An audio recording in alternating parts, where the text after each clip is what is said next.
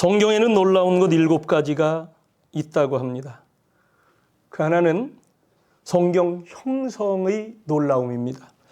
성경은 신비로운 시간 속에서 이루어졌습니다.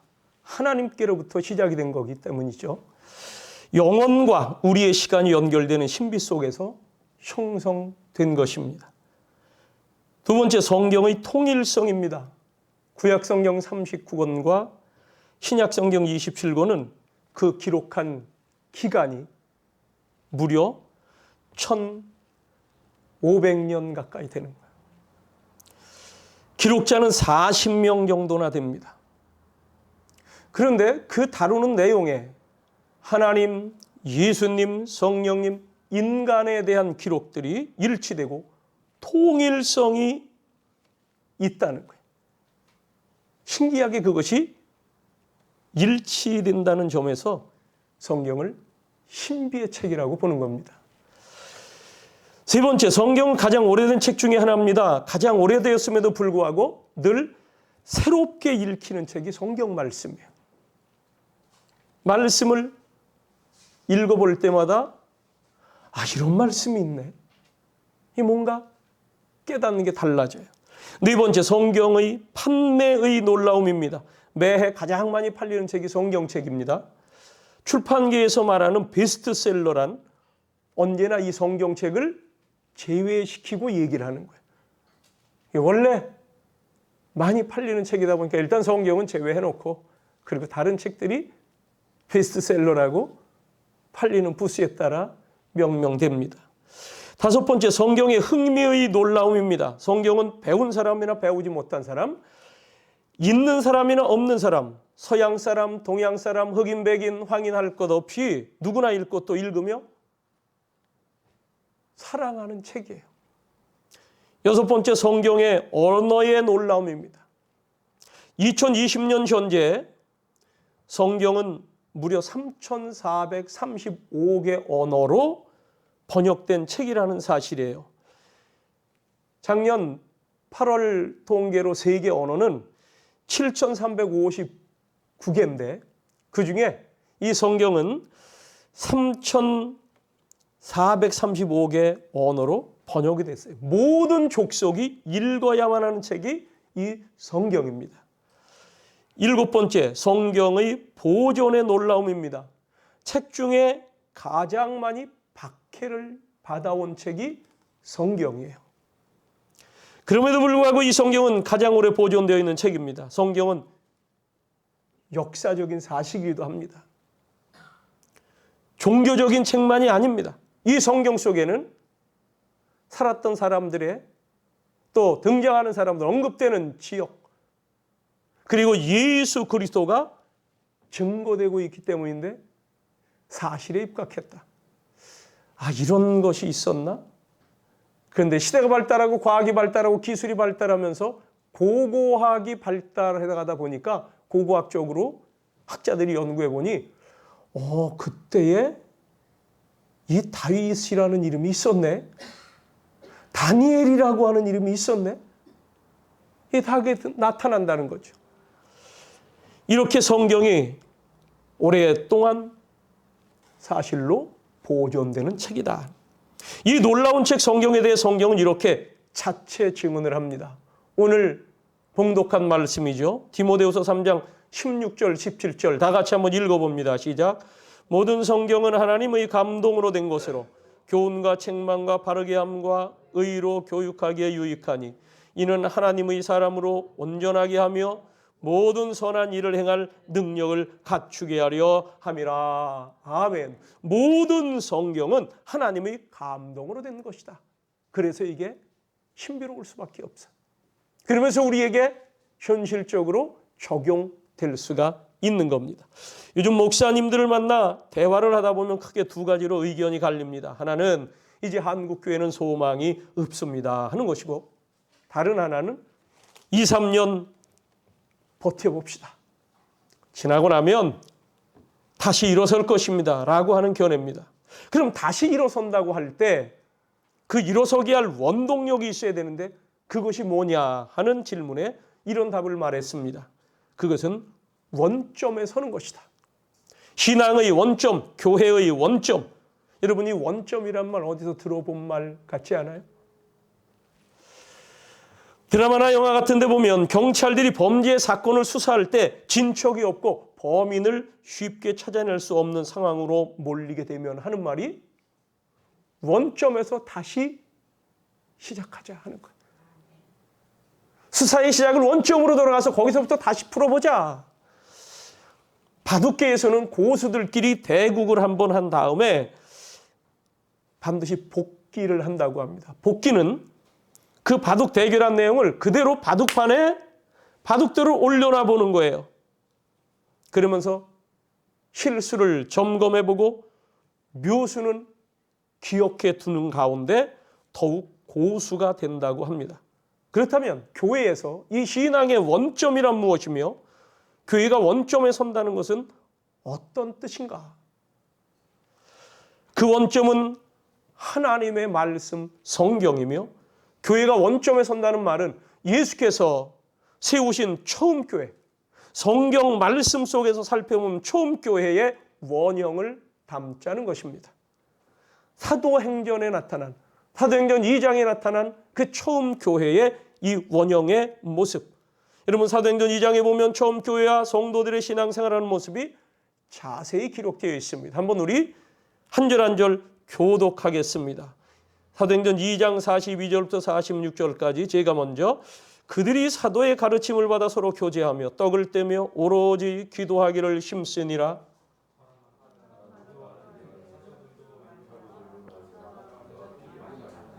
믿는 사람이 다 함께 있어 모든 물건을 서로 통용하고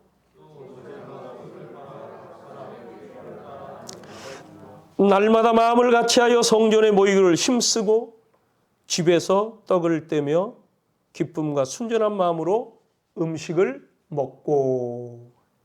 아멘. 여기서 핵심은 42절입니다. 성도들이 사도의 가르침을 받았다는 거예요.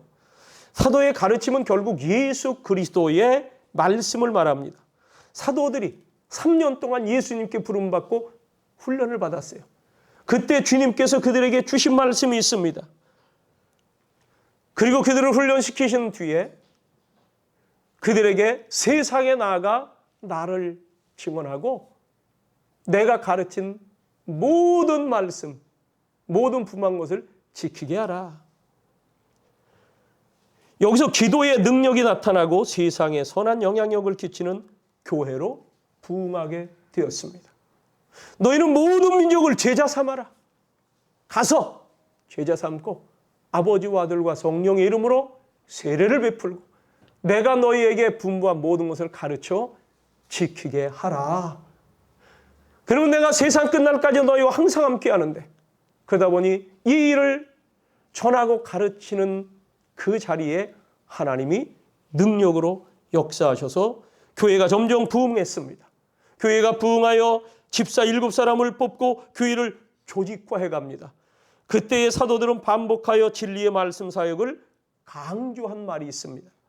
사도행전 6장 3절 다 같이 형제들아 너희 가운데서 성령과 지혜가 충만하여 칭찬받는 사람 7을 택하라. 우리가 이 일을 그들에게 맡기고 우리는 오로지 기도하는 일과 말씀 사역에 힘쓰리라 하니 했습니다. 기도하는 일과 말씀 사역에 힘쓰리라. 기독교 초기 사도행전적 원형교회의 모습은 말씀을 기초로 모이는 기도하는 교회였습니다. 오늘 이 말씀을 드리는 이유는 교회와 성도들의 신앙이 더 이상 무너지지 않기를 바라는 마음에서입니다. 많은 교인들이 코로나 팬데믹으로 인해 교회로부터 멀어졌고 사실상 떠난 것 같은 상태이기 때문입니다. 말세에 이러한 현상이 나타날 것을 주님이 경고도 하셨습니다마는 대한민국 교회는 지금까지 하나님께 대하여 열정을 품고 모여 예배를 잘 드렸던 교회예요. 하나님께 영광을 돌렸습니다.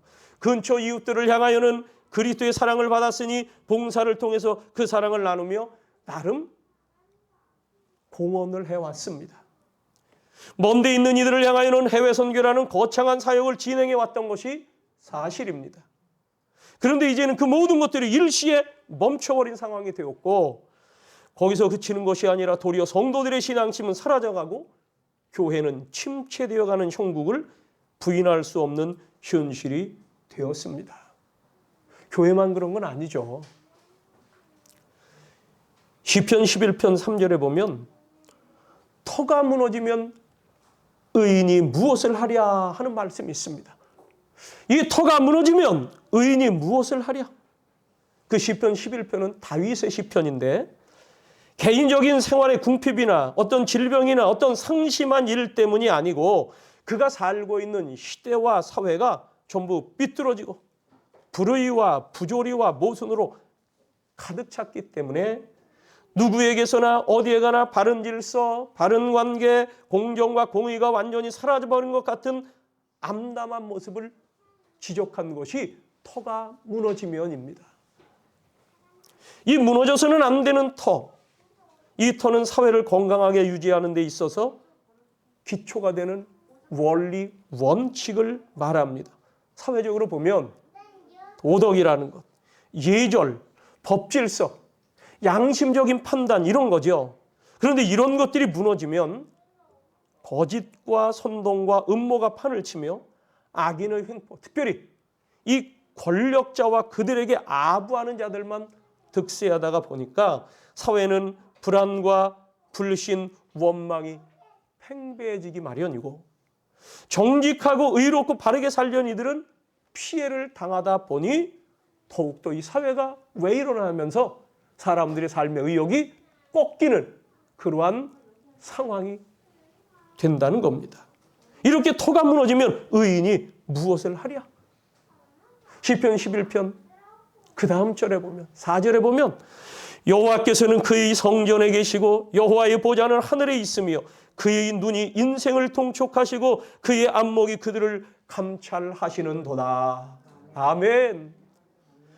여러분, 현실이 엉망이 된 것 같고 현실이 가라앉는 것 같지만 이러하다면 목회자들은 이런 상황을 그냥 방치해서는 안 될 것입니다. 성도들 역시 더 이상 방치당해서도 안 될 일로 여겨야 합니다. 어느 목사님이 절규하듯 하는 말입니다. 내년이 3년째다. 이 3년 동안 방치하면 교회는 완전히 무너진다. 무슨 말인가요? 코로나 팬데믹으로 인해 교회 예배가 중단되는 게 지금 2년째 지나가고 있는데 내년이면 3년이 된다는 거예요. 그러면서 이 3년 차는 내어줄 수 없다는 거죠. 양보할 수 없다는 거예요. 하나님은 살아계시기에 그 하나님 앞에서 준비된 자들이 되어야 한다는 주장입니다. 그렇습니다. 성전에 계신 하나님, 하늘 보좌에 계신 하나님이 지금도 그의 눈으로 인생을 통촉하시고 그의 안목이 그들을 감찰하시는데 그렇습니다. 이제부터 오히려 3년 동안 말씀을 따라갈 준비한다면 전능하신 하나님께서 교회와 그리스도인들의 생활에 놀라운 축복의 역사를 나타내시리라 믿습니다. 우리 성산교회에 이런 은혜가 있기를 주님의 이름으로 축원합니다. 하나님 말씀인 성경이 우리의 삶과 신앙, 교회 생활의 원점이어야 한다는 거예요. 원점이 될 수가 있습니다. 초대교회 사도들의 설교 원형도 예수 그리스도의 십자가 은혜와 부활하신 예수님, 그게 전부였습니다. 그 당시부터 수많은 사람들이 이 말씀이 복음을 통하여 변화를 받았습니다. 오늘 본문 말씀대로 성경은 성령의 감동, 하나님의 감동으로 기록된 하나님의 말씀이기 때문에 그 말씀을 듣는 자, 그 말씀을 받는 자들이 새로운 변화가 일어나는 거예요. 이 말씀을 전한, 기록한 사도 바울이 그 중에 한 사람입니다. 예수 믿기 전까지는 자기 의지대로 살았던 사람입니다. 그러다가 내가 너를 이방인에게 복음을 전할 사도로 부르노라 하시는 주님의 말씀 앞에서 그대로 순종했습니다. 그리고 그 길을 끝까지 지키며 변함없이 달려갔습니다. 세계 전역을 다니며 예수 복음을 전했습니다. 교회를 개척하고 교인들을 모아 가르치네 매진했습니다. 석 달씩 한 곳에 모여서 성경을 가르치고 말씀을 가르쳤습니다. 그 바울이 교회에 대해서 이런 말을 하는 거예요. 오늘 읽었던 또 한 곳 말씀 디모데전서 3장 15절 이 집은 살아계신 하나님의 교회요 진리의 기둥과 터니라. 이 집은 살아계신 하나님의 교회요 교회의 진리의 기둥의 터. 그분은 곧 예수 그리스도시라고 고린도 전서 3장에 하면 또 그 말씀을 하십니다. 여러분 이 터 위에 서시기를 주의 이름으로 축원합니다. 이 교회에 들어와 변화되어 복되게 살아가는 인생들이 허다합니다. 저도 그런 사람 중에 한 사람이에요. 여러분도 그러하십니까?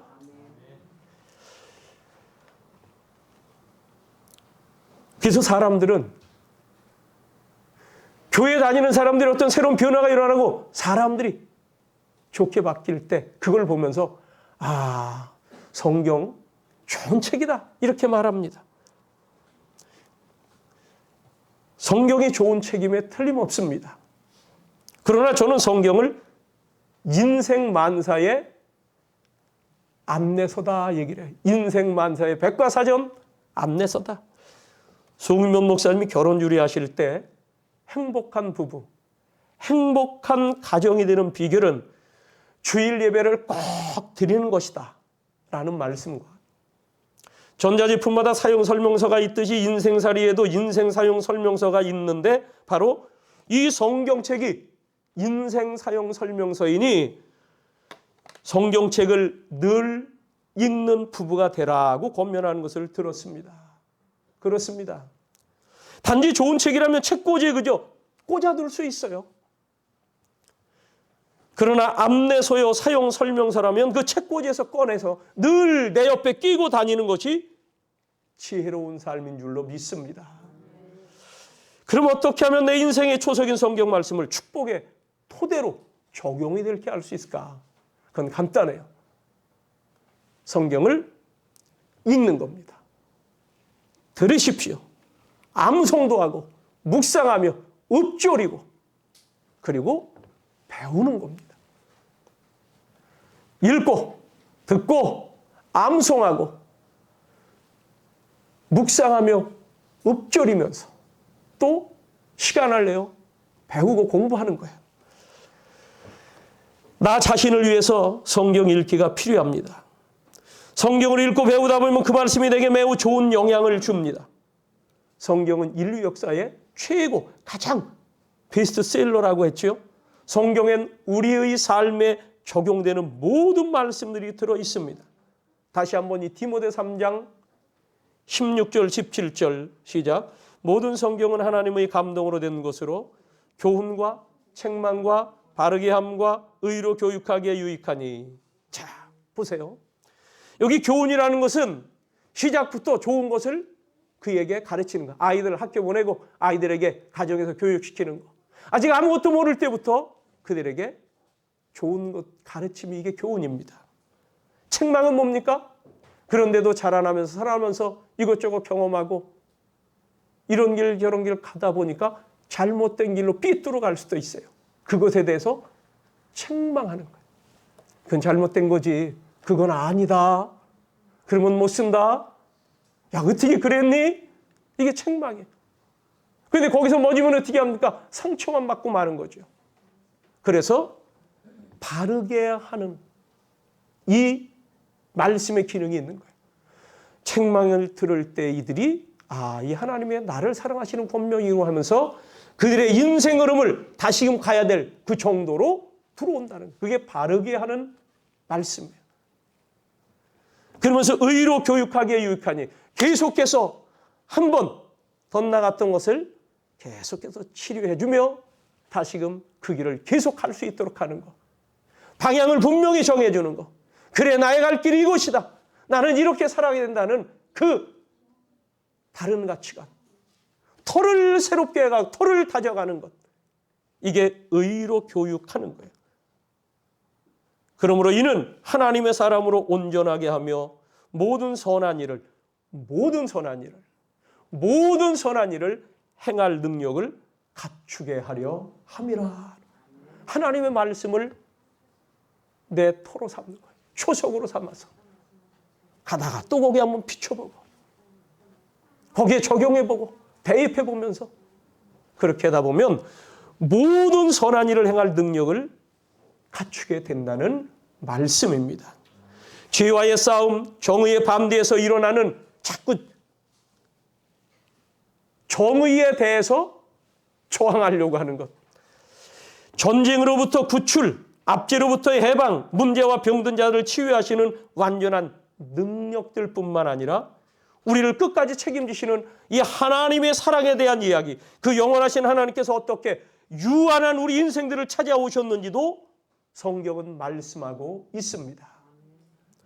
또한 사람들의 삶 속에서 기적을 행하시는 하나님의 손길과 행적을 많이 기록하고 있어요. 여러분, 성경은 여러분이 생각하는 것보다 훨씬 놀라운 책입니다. 성경은 우리 인생보다 더 큰 이야기들로 가득 차 있습니다. 거인을 대항하여 싸운 이야기도 있어요. 그 거인을 쓰러뜨렸어요. 견고한 성을 일거에 무너뜨리는 이야기도 있습니다. 성경은 우리 인류 문명의 토대가 되면서 동시에 내 인생의 토대이기도 합니다. 거대한 수준의 말씀이 있는가 하면 머리떡 하나를 살피신다는 하나님의 그 세밀함도 있다는 거예요. 그 유명한 예술가들, 문학가들에게 통찰력을 제공한 책이 바로 성경입니다. 이 유럽 여행을 하다 보면 교회들마다 들르게 되는데 역사적인 세계 유명한 미술가들의 작품들이 절비합니다. 그 경건했던 사람들이 작곡한 클래식 음악들을 듣다 보면 얼마나 마음이 평안하고 영혼이 맑아지고 감동이 되고 벅차오르기까지 합니다. 아까 비록 영상을 통해서 듣는 찬양인데도 우리 또한 그렇지 않습니까? 저는 듣다 보니까 마음에 어떤 전율도 받았어요. 내 영혼 평안해 하면서 이 찬양을 하는데 진짜 평안함이 몰려오는 거예요. 오늘날 우리가 성경을 접하기는 너무나 쉬워졌습니다. 교회들마다 성경책이 있습니다. 저마다 들고 다니는 이 핸드폰 이 안에 온라인 성경을 저장하고 다니면서 읽곤 합니다. 그러나 저는 여러분들이 하나님의 말씀의 진정한 가치를 발견하셨으면 합니다. 교회사를 보면 이 처음 교회, 이 교회의 원형, 그 교회가 시작한 1세기부터 1500년 동안, 즉 주후 1500년 그 시대, 그동안 교회 안에는 일부 특수한 사람들에게만 그들만을 위해서 성경을 소유할 수가 있었습니다. 그리고 그들은 단지 하나님의 말씀을 읽기 위해서 라틴어를 배워야만 했습니다. 그러던 1500년대 초반 윌리엄 틴데일이라고 하는 분이 헬라어 성경, 헬라어로 기록된 성경. 이 헬라어가 원래 원서는 헬라어로 기록이 된 거예요. 신약 성경은. 근데 이 헬라어 성경을 영어로 번역하기를 결심한 거예요. 번역을 했습니다. 그 결과 모든 사람들에게 성경을 읽을 기회가 주어진 거예요. 그 대신 이 틴데일은 그 성경을 번역한 것이 죄라고 하여 나무 기둥에 묶여서 화형을 당했습니다. 이게 그때 그 당시 교회가 한 일이에요. 왜냐하면 사람들은 성경을 소유할 필요가 없다 이렇게 생각하고 그 특별한 몇 사람들만 봤다는 거예요. 그 소수의 몇 사람이란 바로 오늘날 이 천주교로 이어진 그 당시 사제들을 말합니다. 그러다 보니 중세기의 교회가 종교 제도로서 사람들을 억압하고 학살하는 숱한 죄를 짓기도 했습니다. 하나님의 사랑을 얘기하고 하나님의 자유를 얘기하고 진리의 능력을 사람들에게 주어서 미신에서 벗어나고 하나님을 찬양하며 진정 감사하며 자유함 가운데 살아가게 했어야 되는데 그걸 안 했다는 거죠. 왜? 말씀을 독점해서. 그럴 때 종교개혁들이 일어나서 솔라 피데, 오직 믿음, 솔라 스크립투라, 오직 성경, 오직 말씀으로만 성도들은 믿음으로 구원받는다. 말씀 안에서 우리가 자유를 얻는다. 하나님의 말씀만이 진리다. 교황의 말, 면죄부를 산다고 해서 구원받는 게 아니다. 이걸 제대로 말씀 가운데서 설파를 했던 겁니다. 이제 저와 여러분은 자유롭게 성경을 소유하고 펼쳐서 읽을 수 있는 시대에 살고 있습니다. 여러분, 이 성경 읽기라는 소중한 가치를 깨달으시기 바랍니다. 성경을 읽어야만 하는 시간을 낭비하지 마십시오. 간혹 성경 읽는 시간을 어떤 이들은 시간 낭비라고 생각을 하는데 사실은 성경 읽는 시간을 놓치는 게 시간 낭비예요. 부지런히 우리를 사랑하시며 역사를 주관하시는 주권자 하나님을 알게 되면 성경에 그것이 다 나와 있는데 그러면 모든 것이 회복되고 선하게 되며 새로워집니다.